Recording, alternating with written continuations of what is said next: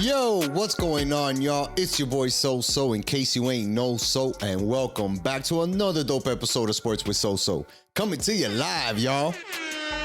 This week, Joel and I try to figure out what's wrong with the Heat as they lose 7 games in a row. The Panthers are riding high into All-Star break, and we got BKFC 57 going down this Friday. It's time to take a ride, y'all. Let's go!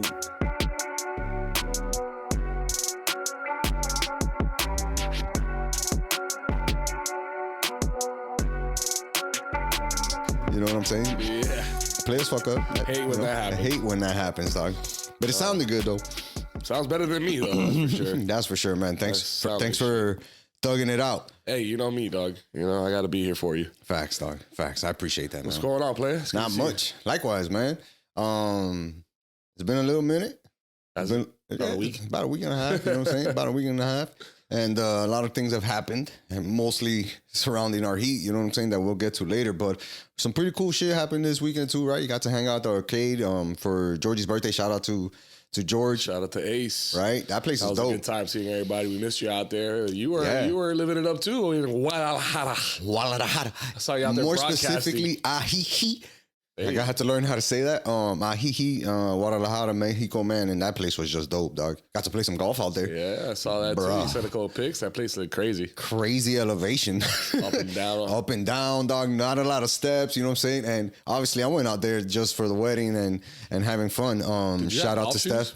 No, I was out there playing in my dunks, dog. You wildin', son. I'm American. With all that up and down shit, I'm American. How did you do with no traction? I did You know what I'm saying? I didn't shoot anything crazier than what I normally shoot. You know, I shot, I think, a 101 or 102, so not crazy. But it was just dope, man. And it was just hard to hit some shots, you know, where you're aiming 200 yards up, you know what I'm saying? Blindly, can't even see the pin. But it was cool, man. It was an experience. And the guy that was caddying for me, man, he was so knowledgeable, dog. You could tell he plays that course all the time. And then on one of the par 3 holes, I was like, bro, let's just hit a ball here, dog. Hit a ball. Let's just have a good time, you know. Let's start playing some golf. And he was like, all right, cool. So I was like, you go first, though. How did you do? Bro, this dude used like a sand wedge, right? And in this particular par 3, like the hole is right here. And then the hill comes down this way. And then there's a bunker right to the right side of the green. So he aimed pretty much at that bunker, left it short on purpose so that it hit the hill and rolled, and he got it within like maybe 7 feet of the cup. Damn. Nasty, dog. And then I just hit it. I hit it pretty good. Like I hit a soft shot with a pitching wedge just to make sure that I didn't like blast it or whatever. And it got to the fringe, and I was like, all right, not bad. It bounced. It didn't necessarily roll nicely like his, but it bounced and it got there. But it was just cool to experience that, man, and play golf in a different country, dog. Yeah, man. That's super dope. Blessed, bro. You're blessed. Super lucky, man. Super lucky. Shout out to Steph and Eddie too, man. We're actually gonna have Eddie on in the near future. Word. He's the coach right now of the right below the MLS. He's the Fresno coach, assistant coach, and the coach there is Jermaine Jones, former USA player, legend, which is gonna be cool, man. And shout out to them, bro. It was an amazing wedding. You saw the pictures, bro. Tremendo vibes. Yeah, like, bro. Anytime you're on a mountain, it's a vibe. Those views are out of hand. Wild. But I'm glad to be back, man. I'm glad to be back in the States here on the podcast and really getting to blow some steam off about this team, dog, because losing 7 games in a row it's like the worst of the worst for this franchise, because even through all the ups and downs that we've seen in the last 10 years, right, or more, it's never been this bad. And with the amount of talent that we have on this team is even more surprising, because it's not like it's one of those bad Heat teams, right? We ain't got no star, we ain't got no nothing. We're pretty much working our way to get to a big trade, right? Right. This team has Jimmy Butler on it. This team has a Bam, a Tyler. You know what I'm saying? Just got back Jaquez, traded for Rozier. Like this Duncan. Like we have pieces. We have pieces, dog. To go out there and steal a game is more than doable for this Heat team, right? And we would think that, but the way that it's been going during this 7-game losing streak has just not been Heat basketball, dog. And it's it's wild. That's putting it lightly.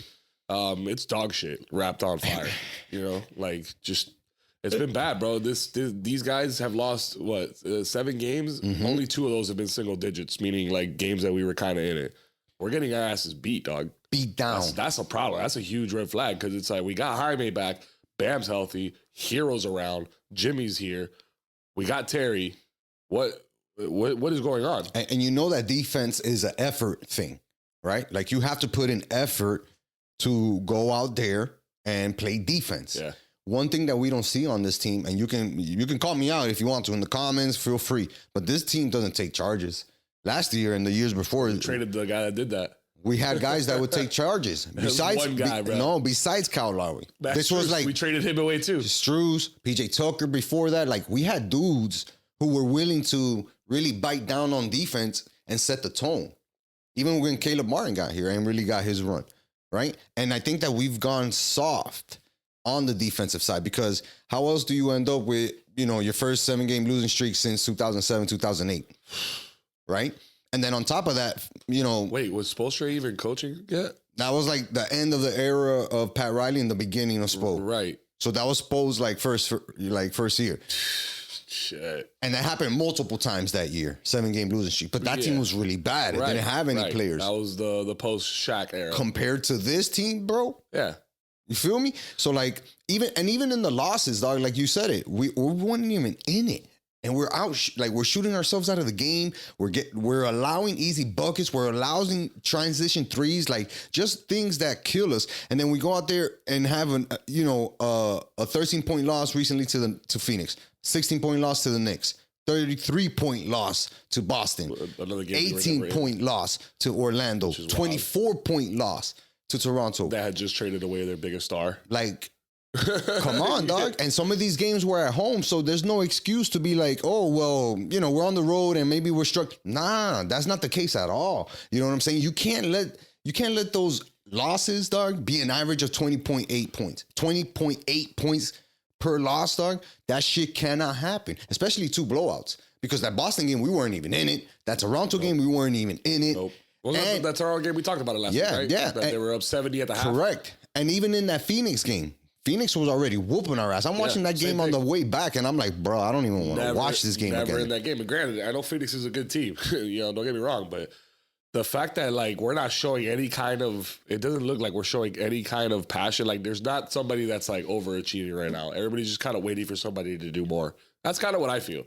And the players are feeling it too. Apparently, I don't know if you saw the news today that there was a player meeting. Well, I'm glad they had that players meeting, but I think it's a little bit overdue, if I'm being honest with you, because there's 2 things we know right now about this Heat team, right? Like they're still in the prime of where they could be, right? As far as a unit goes, not individual players, but as a unit goes, right? Because we can still have championship aspirations, right?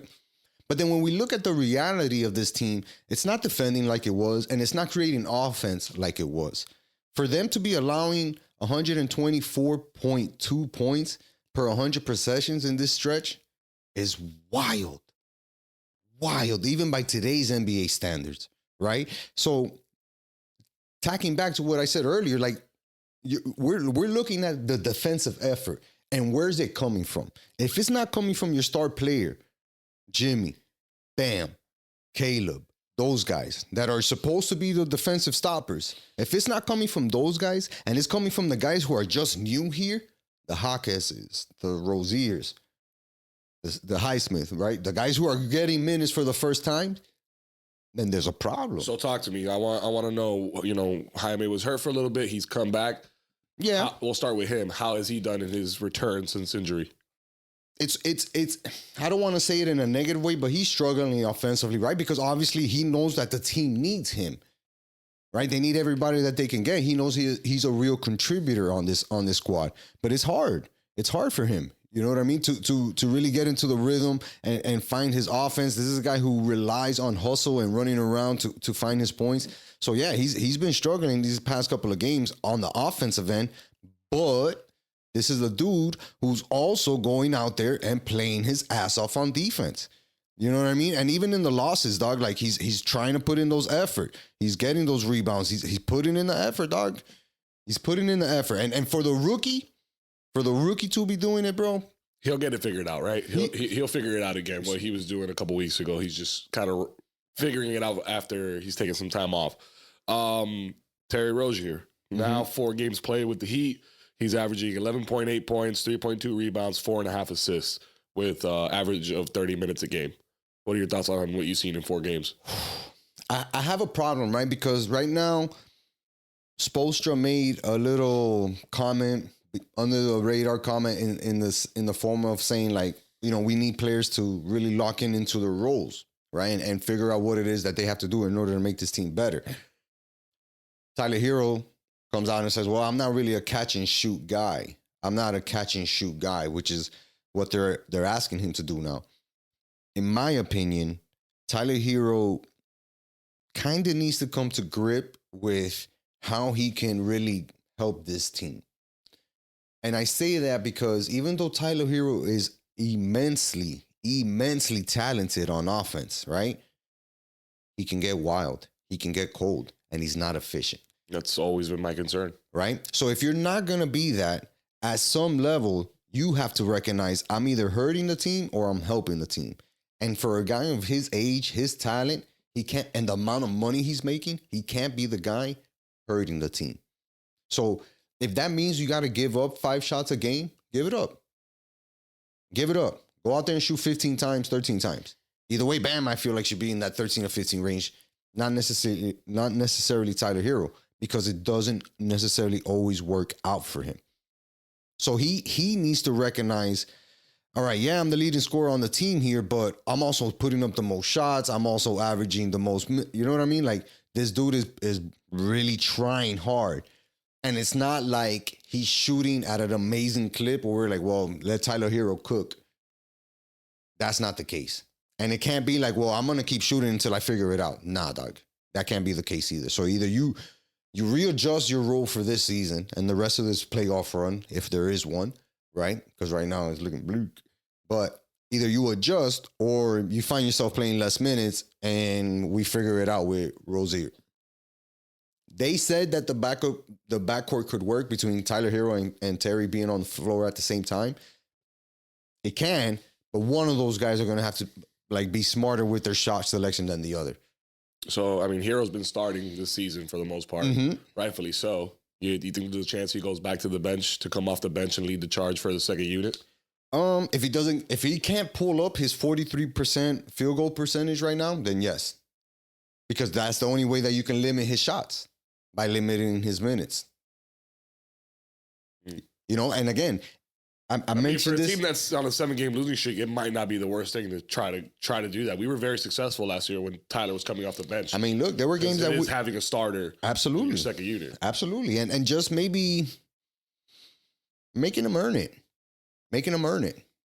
really becoming a better basketball version of yourself. Because those guys who average 20-something points while only shooting 40%, those dudes don't end up really lasting in the league, dog. You know what I mean? They easily get outdated by younger guys and quicker. And Tyler Hero's not near that, but if he keeps playing at this pace, he's going to find himself there. Another guy I wanted to bring up was Terry. He has some good flashes, and he's been playing well since he got here, but I feel like he's still walking on eggshells on account of being the new guy, right? And not really having to beef with a guy who's making more money than him and Bam and Hero and shit like that and Jimmy. But I think that he needs to come in and put his stamp on this team. He made a comment about the difference in the DNA of Miami Heat basketball operations and Charlotte Hornets basketball operations. Losses over there don't matter that much. Losses over here matter a lot. And Terry found that out real fast. So even he feels the pressure of like, fuck, man, I'm the new guy. I'm supposed to be a helpful addition to this team. How can I do that? What's my role? What else do I got to do? And don't get me wrong, he's averaged 11 points for damn near 12 points in the 4 games that he's played for us. Really doing well with the assist to turnover ratio, 4.5 assists to 1.5. So he's been playing well. But we kind of need to see him be the offensive guy that we needed him to be, right? And take away some of those shots from Hero. Because, like I said, this can't be a team, and if you go look at that last box score against Phoenix, this cannot be a team where Tyler Hero's putting up 20-something shots a game. and everybody else is walking around with 6, 7, 8, 9 shots. That's not going to work, man. That's not going to work. I'm looking here at the NBA stat leaders currently, and all of the NBA. So I got regular season per game, and starting it off with points per game, and on a points per game basis, Tyler Hero's nowhere near this list. No, we have 2 Heat players on there, but Tyler Hero's not one of them. We got Terry Rozier and Bam Adebayo. And to your credit, the thing I was looking up was the percentages, the shooting field goal percentages. And you got 53 for Joel Embiid at the top, and you got all the way at the bottom. This isn't even like in order, but 46% for CJ McCollum. I think the guy that's the lowest on this. Let me see. Can I sort this? I don't think I can. But like 42% maybe. Yeah, 42% is the lowest. That's not good. That's not good. I mean, you said Tyler's what, 39? Yeah. That's no, he's like 42, 43. But that's still bad, Joel. For a guy who's putting up, again, averaging 17 more or more shots a game, dog. Nah, homie, that cannot be it. That cannot be it. Yeah, we need more consistency. He's averaging 18.5, dog. I got 21.5 on the NBA website. No. 8 of them being threes. Like, I get it. But, dude, come on. And then when we look at his free throws averages, let's see. 2 points. 2 points. Right two a game. 2 attempts a game. 2 attempts a game. His free throw percentage right now is the second. It's great. It's good. It's 85%. It's the second lowest that it's been in his career. So... The only time it was lower was his sophomore year, where it was 80%, and I think it was mainly because of injuries and stuff. Here's the issue, Joel. Here's the issue, right? Right now, the Miami Heat are 24-23. One game above 500, 7th in the East. Ugh. Play-in tournament, here we come. We're already more than halfway through the season, right? More than halfway through the season. Yep. We still have the trade deadline coming up. But the way that other teams are performing, and the way that our guys are not playing well as a team, individually, how the hell are we going to get into the tournament, number one, right? If we do make it, right? Let's say these guys wake up and they make a couple of winning streaks and they get back into that 5-6 range, right? 1 7-game winning streak, baby. Just offsets this. Yeah, right? Let's say they do that. Let's say that happens. What's the likelihood? What's the likelihood of this team turning it up in the playoffs? You're asking me what percentage I think? Yeah. Of turning it up in the playoffs as everybody's healthy? Mm-hmm. The likelihood? I want to say it's like a 65% chance. And that's on the higher end, probably, because Heat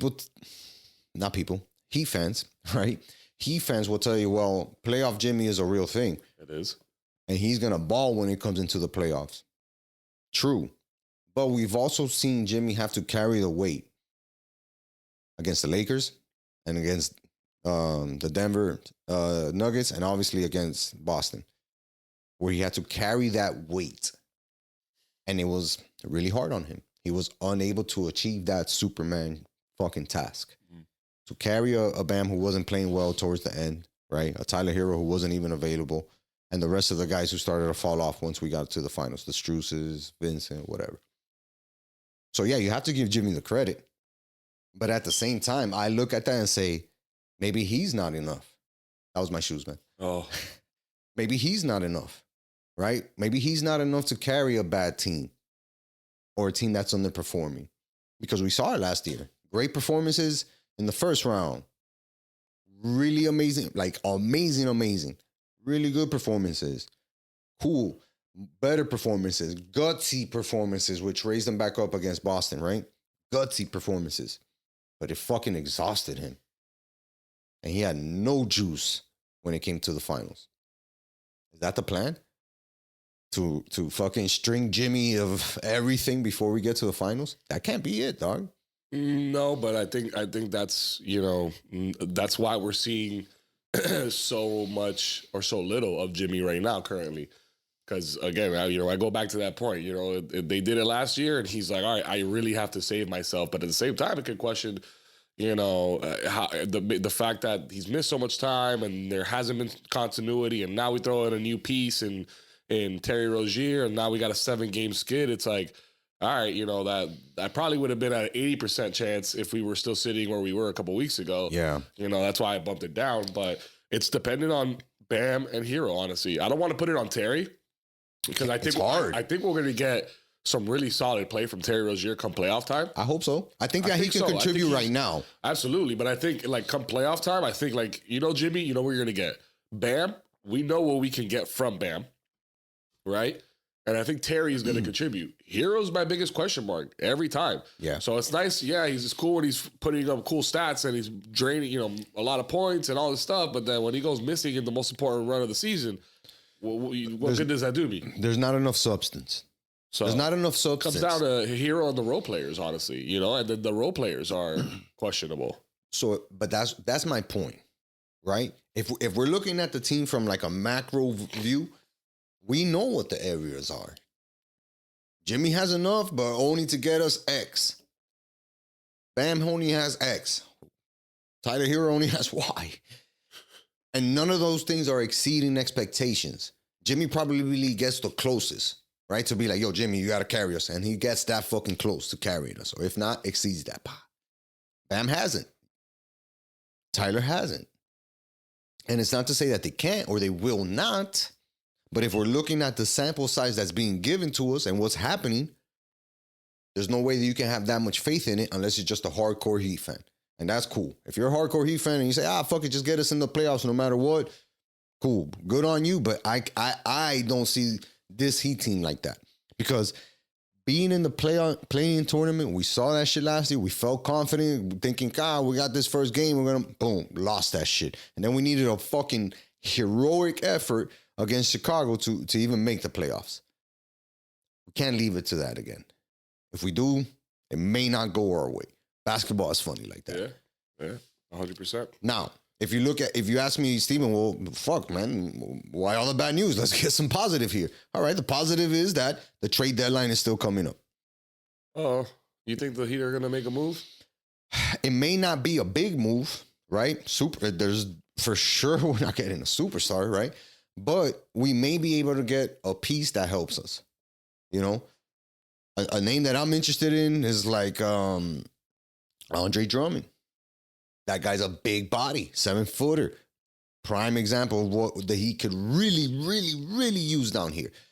And I say that because the Heat only have one guy who's averaging 10 rebounds a game. Bam. Bam is averaging 10.5 rebounds per game. The next closest is Kevin Love. triple OG Kevin Love at 6.5 or 6.2. So, yeah, we need a center who could defend the basket and grab rebounds. Andre Drummond checks both of those. And I know that Drummond? Is he he's playing? in Chicago. He's in Chicago. Yeah, he's playing. He's in Chicago. And he's playing well for what his role is and what we would need him to do. Right. That's a move that we need to look off at. The bench. Because of Chicago trying to move on pieces. We've seen them like try to be active in the trade talks for Levine and other players. So I'm sure if we call them and offer the first round pick or whatever, we could probably get that trade done, right? That's a move that is not necessarily a big name, but fuck, it fills in a lot of needs for the Heat team. That's a lot of size right there. Another thing would be like a wing player. You know, I wanted to get your opinion on a guy like Andrew Wiggins. You know, that's a guy who reportedly is being made available by Golden State, but they really want something that's not necessarily. They want something to wow them or a piece that they could help. Yeah, no. And you're not going to get that for Andrew Wiggins. I don't think that's going to happen. I mean, I think maybe they can get it, but we're not going to give up anything to appease them. And Wiggins, honestly, before Terry Rozier, if you mentioned that to me, I would say sure. A likelihood. But I think the money. I just think that like now it doesn't make sense. Like Terry kind of plays that same position, that same role. Yeah. I think the money makes it hard too, because he has 3 years, $80 million left on his contract. So yeah, it's gonna be tough. Maybe they bring back PJ. Hey, listen, he's not happy where he's at, dog. The Clippers aren't really giving him much, anyways. So maybe they cut him, right? And we sign him as a free agent. Yeah, but how? I mean, hey, I'm just telling you, dog. Hey, I'm just telling you, we need toughness, dude. This team needs something. Yeah. It's not offensive talent. It's not. It needs something. At least Drummond could contribute, though. I'm following you there. That would be something that'd be interesting. That would be a good move, man. Yeah, I would. And look, they're playing tonight, right? While we're gonna record here, and Duncan's missing the game with concussion protocols against Sacramento. How did they get concussed? This is a non-contact sport, man. bro. I don't know, man. But, you know, the one good thing that he can probably look forward to is like, all right, we have a lot of home games coming up. And we've been bad at home recently, though. Yeah. We're 12-11 at home, dog, and 12-12 on the road. That's bad. But we were on the road a lot this year, early on in the year. Now we get the benefit of being home a lot more. And look, they're going to be pretty much playing home for the next week and a half. The only road trip that they're going to be taking is to Washington on Friday. And then they're coming back home to face those same Clippers. They're facing the Magic, Spurs, and Celtics. Trade deadline is next Thursday, the 8th. We'll probably record before that. And hopefully some move gets made. But I don't know, man. I don't know what the answer really is for the Heat. I know they're probably looking forward to the All-Star break. That's going to be in 2 weeks. Yeah. And I hope that nobody... And shout out to Jaime Jaquez, dog. He made the Rising Star games. That's really cool. Bam's an All-Star. Jimmy's an All-Star. Yeah. But honestly, I would kind of prefer that kid to sit that shit up. At this point... I hear you. Sit it out, my bro. We got bigger issues at hand down here in the 305. Come get some rest. Come get some team practices. Who knows? He might decline. He might say never mind. I hope he does. I doubt it, but he might. I doubt it, but I hope he does, man. But let's see, bro. That's what we got for the Heat, dog. And I don't know. We need some fucking pizza mañana. It's been a while, dog. It's been a while. It's been a while. A couple of weeks since we last saw Dub. Feed the people. You got to feed the people. Let's touch up real quick on our Panthers. Give them a quick little honorable mention here on this episode. We're trying to keep it short for you guys because we got a lot coming for you guys this weekend. Them boys are rolling, dog. They're rolling 4 games in a row. Pretty much climbed into the race of the Eastern Conference and are tied right now in wins with Boston. Both on 39. The only difference is the losses and the draws there, which is a 5-point lead. So for you to have a 5-point deficit on one of the best teams in the NHL, right, where you got off to a bad start and they got off to a great start, not bad for these Panthers, dog, heading into the All-Star break, dog. These boys have really been rolling. And one of my guys, Larry, dog, shout out to Larry, bro. He sent me a funny post. They did a poll or whatever about on players, on faces that they would want to punch. Dog, out of the 15 names that they put on that poll, dog, like 6 of them were Panthers, dog.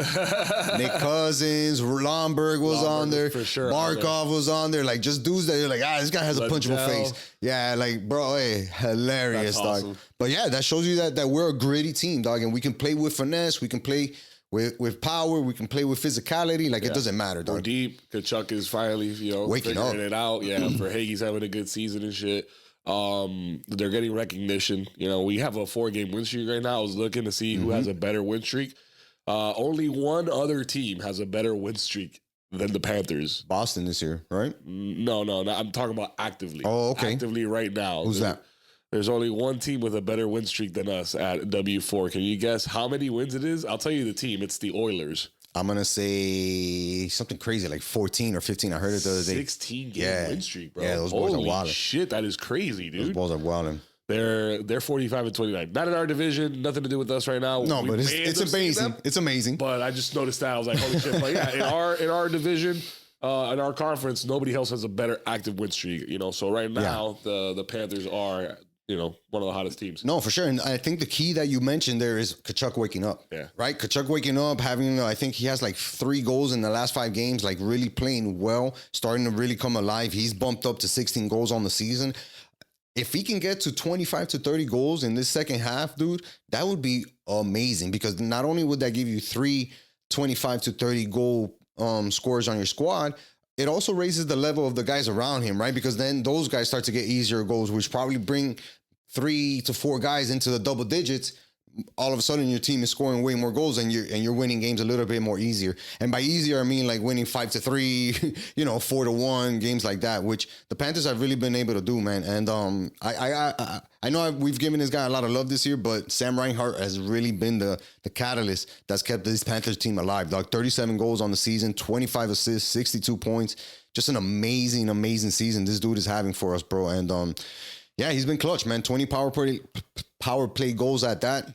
Just clutch, dog. And that was a big issue for these Panthers team in the last 2 years. Capitalize on the power play. Yeah, man. And he's pretty much the only one doing it.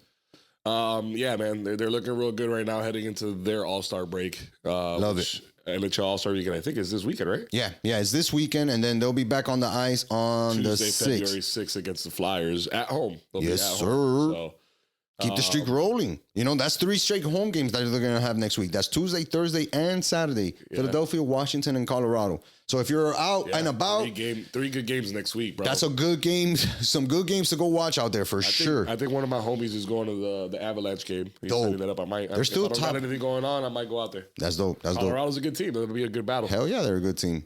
Let me know if you end up going, dog. All right. I'll let you know. I'll keep you posted. Colorado's balling, dog. But guess what? So are the Panthers.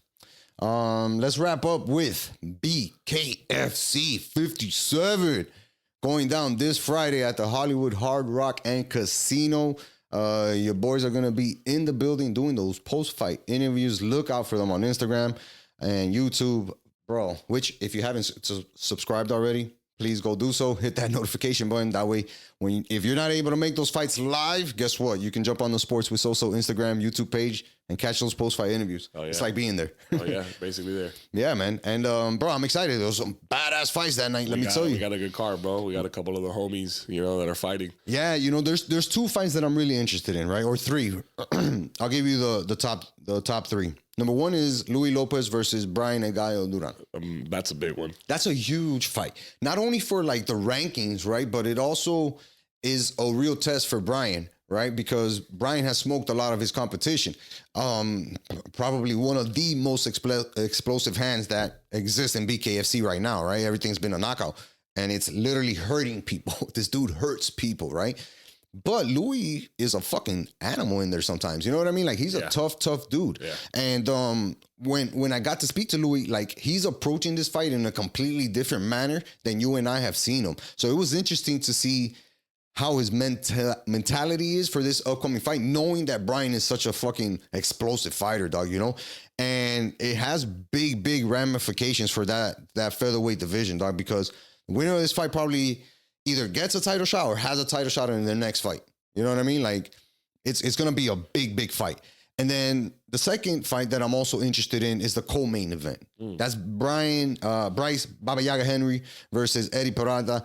And I like that fight because, number 1, the lightweight division is stacked right now in BKFC. They have a lot of talent. They have a lot of dudes who can put people out and have put fighters out, right? So when you look at the rankings and how fast Bryce has come up, 3-0 last year, 3 fights, 3 amazing knockouts, beat Tom Schoaf, who's a BKFC legend. Yep. Great mustache. Yeah. This dude is really showing that high level of fighting and boxing in BKFC. So, but Eddie's no joke, dog. That guy is a real veteran of the fight game. I think he has over 40 MMA fights in his career. 12 pro boxing fights. Like, this dude is coming, and he's actually looking to avenge his only loss in BKFC. So that one's going to be a good one. And of course, in the main event, we got Luis Palomino versus Austin Trout. It's funny to see how boxing legends or fighters are getting into BKFC and trying to figure out how they can put those skills to test. And Austin Trout is going to have a hard time figuring that out against Luis Palomino, man. Palomino's a real deal, bro. We've seen that guy fight a few times, bro, and the guy is a professional. Yeah. And like, he might not be a professional boxer, in that sense, but he's a professional bare knuckle fighter, bro. Yeah. And he approaches it, that's his realm. That's his world you're stepping into. Right. So I know we're in for a good fight for that main event right there. But everything else you name leading up to that, bro, is amazing. BKFC is doing a hell of a job putting on these cards, bro. They're having really good success. If you're interested in going, hit us up. We're gonna be out there. Just go online. I'm sure there's tickets for sale or whatnot. For sure. So definitely go check it out when you get a chance. Definitely Friday, worth it, man. In the building, baby. Yeah, bro. And the Hard Rock just opened up the roulettes. They got the craps, so that place is gonna be rocking Friday night. We're gonna be there. We're gonna be there. Make sure you guys are there with us, whether you're doing it live in person at the Hard Rock or if you're following us on Instagram and YouTube, Sports with SoSo live. And you know what you got to do. You got to tell a friend. To tell a friend. To tell another friend. To tell everybody that they know. And tell everybody that they know that this podcast is doing big things for you guys in 2024. So make sure to continue to hit that subscribe and notification button. Until next time, peace.